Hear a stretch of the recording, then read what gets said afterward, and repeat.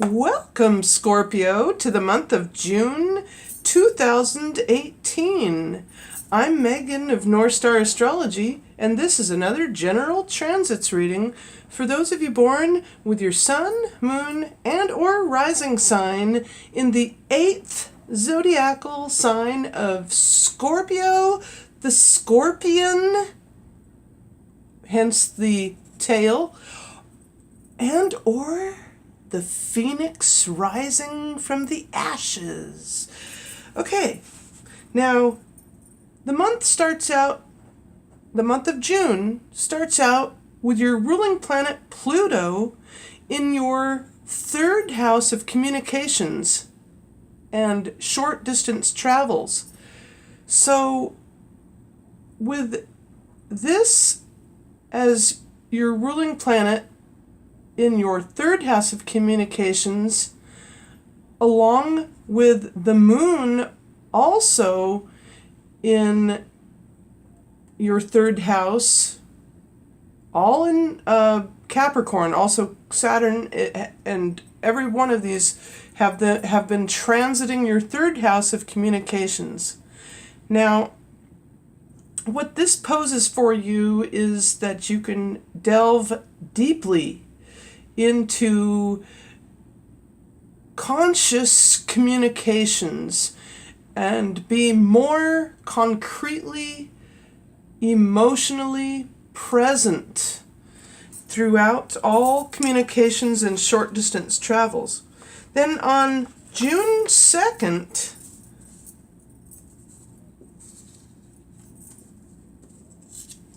the moon conjuncts your ruling planet Pluto, which would be basically the same thing I just got through saying, which gives it that much more emphasis. And that happens at 22 hours 7 minutes. Then on June 4th, Jupiter squares the moon. Once the moon goes into your fourth house of the home and makes a 90-degree angle and or square from your first to your fourth houses. So here you are a fixed water sign, meaning stable and sometimes stubborn, which means that giving you that fixity. And Aquarius is also a fixed, only this time fixed air sign. So with this Jupiter square moon at 10:55, you have the ability to in a big way drive yourself, as here Mars in Aquarius is here in your fourth house, to do monumental things and challenge yourself, as I feel that the square is more of a challenging aspect. Not only is it challenging to us, but it can help us challenge us, as in our essences of what we want to do. Then on June 6th, the last quarter moon occurs in your fifth house of romance and creativity in Pisces at 15 degrees Pisces 60 minutes in your fifth house. And then proceeds to trine Venus in your ninth house in Cancer. So here we have two water signs in a very harmonious energy flow from your fifth to your ninth house. So you may very well love to travel long distance, maybe take a vacation with your new romantic interest or your existing romantic interest as a last moment, at a last moment's notice, like spontaneously or something. Then on June 9th, the moon goes into your 6th house of work and health, and then proceeds to make another 90-degree square to Venus again. Now Venus, for some reason, is highlighted this month. Could it be there's wedding bells for some of you? Well, June is that month of weddings. And so but here you will have some sort of challenge, maybe not only to work, but your health. And so from the 6th to the 9th houses, the moon square Venus is maybe a bit of a trifling challenge, but don't let that stop you. Then on June 12th, Mercury leaves Gemini, which has been transiting your 8th house, your naturally residing 8th house, and enters Cancer into your 9th house of law and higher learning. And so now you have the ability to communicate in a loving way toward foreign lands or in business law or higher learning. There's something very melodious going on here. And then also on June 12th, the moon, once it goes into the 7th house of where Libra naturally resides, into Taurus, it then sextiles Venus and forms a very pleasant, emotional love of travel. And so if you're, wanting to travel with your significant other, too, by the way, on your honeymoon perhaps, there you have it.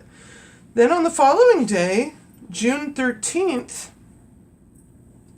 Venus moves from your 9th house in Cancer to your 10th house in Leo, 10th house of career. And joining along with the north node of the moon in Leo. And then, as well, the moon conjuncts the sun, forming a new moon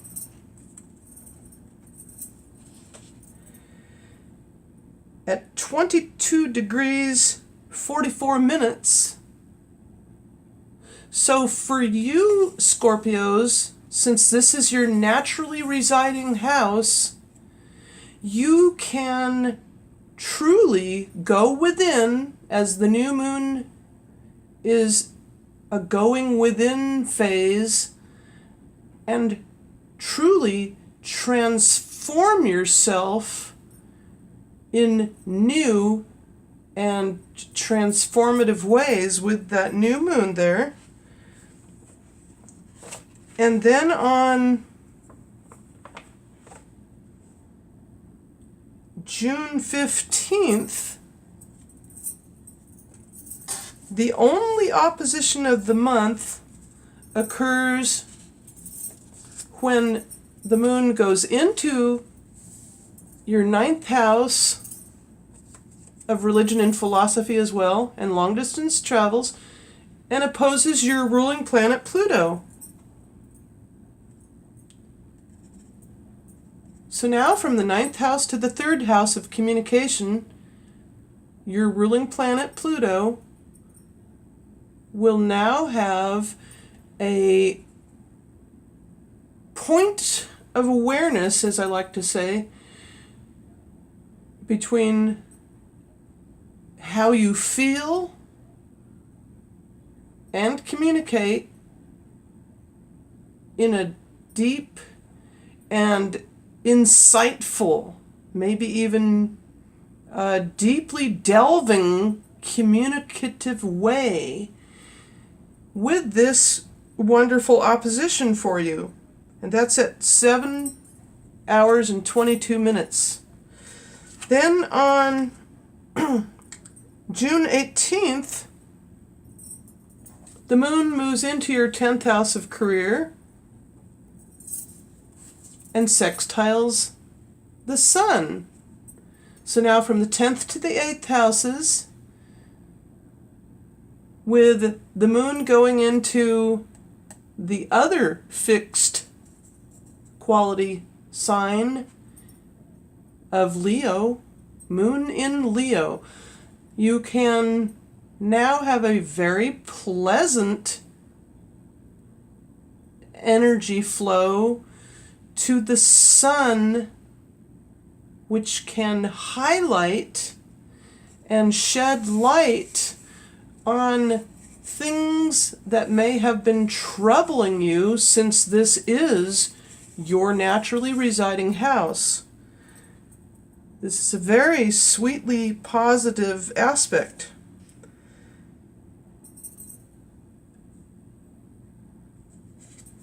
Then on June 20th, the first quarter moon happens in your 11th house of friendships in Virgo.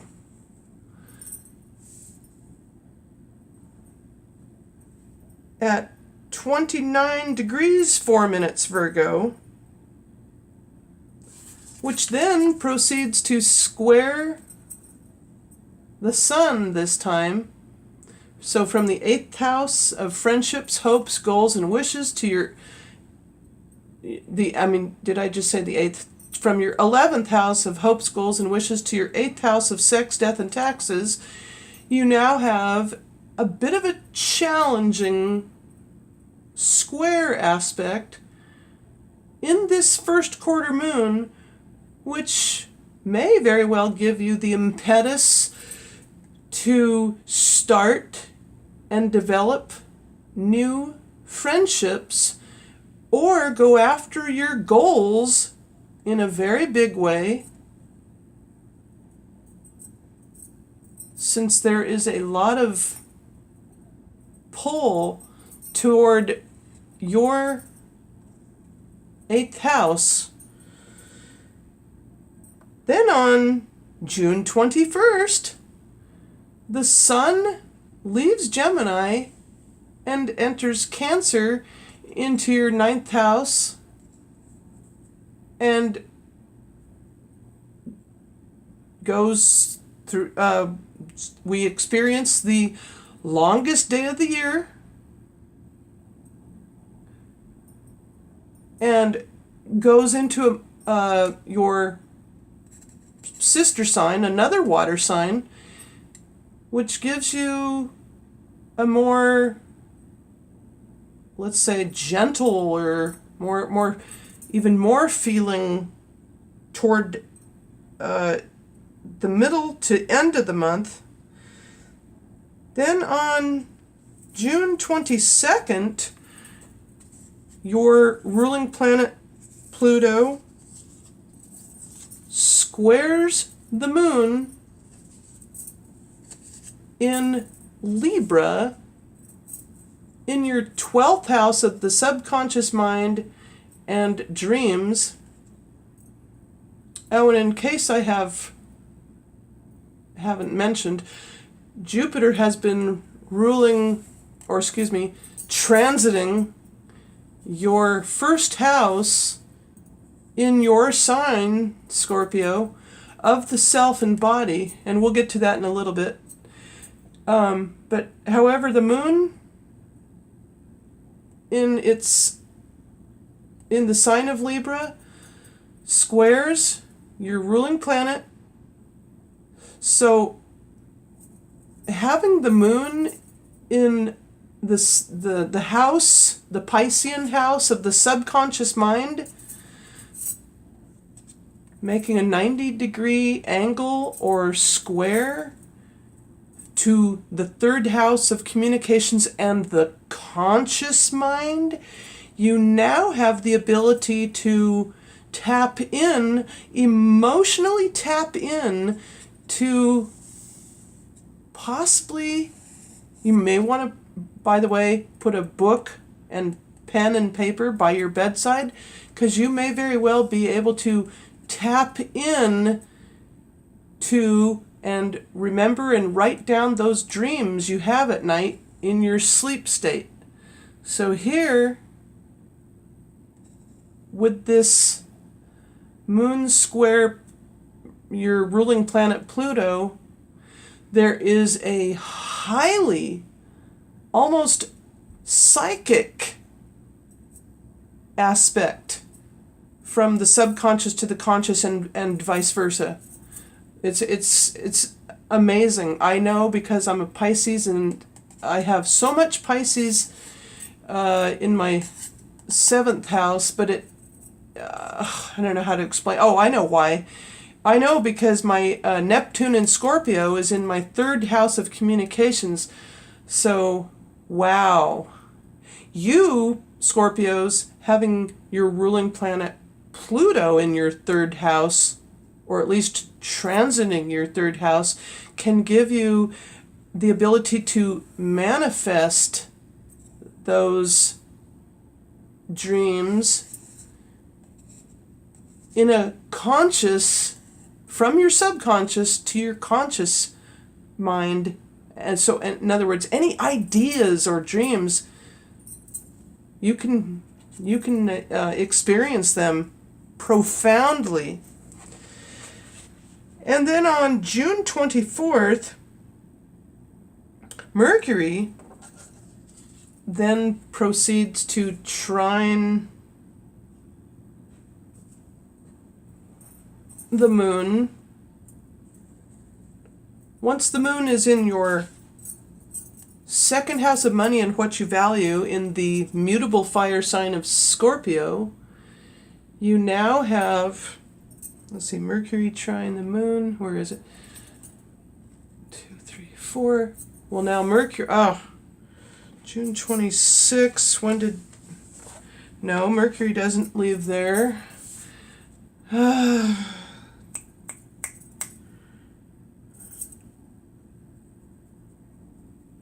Okay, that's what's been throwing me. Okay, so my bad. Scratch that. Let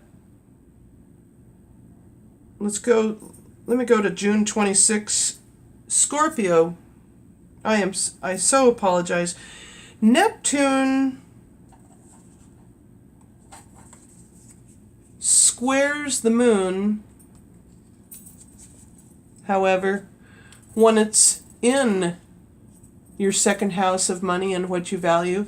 There we go. 2nd to the 5th. So now, here's where most people need to watch their spending, because this can be like somewhat deceptive to your own values. In other words, you think you might have it for a rainy day, and if you squander it on your romantic partner, that can happen with this aspect of Neptune square the moon in your 2nd house to your 5th. Then, finally, the full moon comes full circle back to Capricorn in your 3rd house of communications at 6 degrees 28 minutes. So this figuratively is an opposition because it's a 180. So from the full moon in your third house of communications to the sun in your ninth house of the super conscious mind or higher mind, you now have the ability to truly tap in to maybe publishing a book, a written manuscript on travels in foreign lands.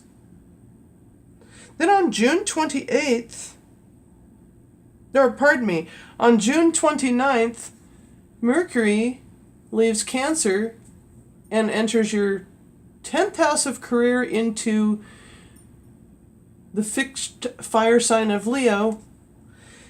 And there we have it. Pretty much. Oh, and then there was that last conjunction of the month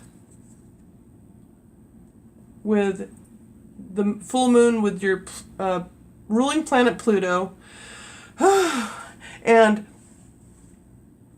that is the entirety of your month, Scorpio. And I also wanted to point out that your the planet Uranus will be transiting your 7th house in your opposite sun sign of Taurus, which will help pivotally stabilize.